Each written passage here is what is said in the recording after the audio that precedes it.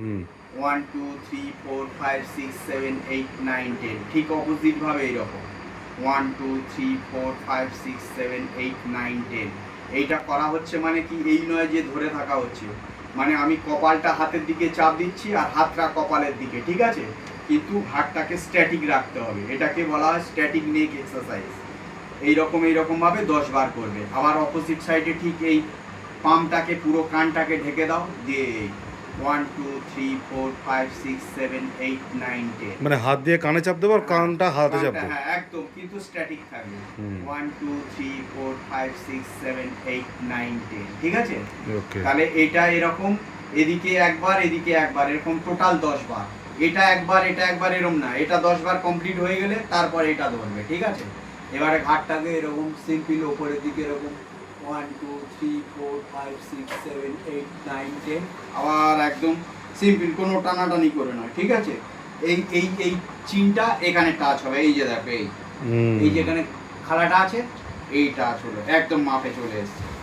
1 2 3 4 5 6 7 8 9 10 এইরকম ভাবে এদিকে 10 বার এদিকে, ঠিক আছে। এবার সাইডে এইরকম ভাবে রেখে খুব টানাটানি করবেন, একদম সিম্পল ভাবে 1 2 3 4 5 6 7 8 9 10 1 2 3 4 5 6 7 8 9 10 ঠিক আছে। এইটা ঘাড়ের জন্য, এটা কিন্তু সবটা 10 10 বার করে করতে হবে। আর 5 সেকেন্ড হোল্ড, 5 সেকেন্ড মানে 5 সেকেন্ড করে করে।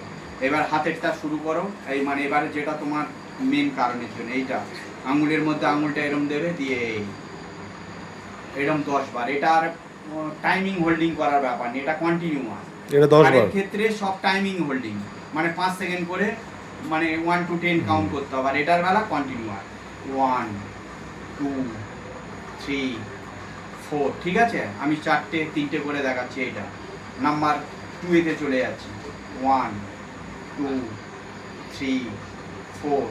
নাম্বার 3 তে চলে যাচ্ছি, 1 2 3 4। নাম্বার 4 এ চলে যাচ্ছি, 1 2 3 4। নাম্বার 5 এ চলে যাচ্ছি, 1 2 3 4। নাম্বার 6 এ চলে যাচ্ছি, 1 2 3 4। এইটা যখন করবে বিপরীত দিকেও করবে, 1 2 3 4। এবার হাত ছেড়ে 1 2 3 4।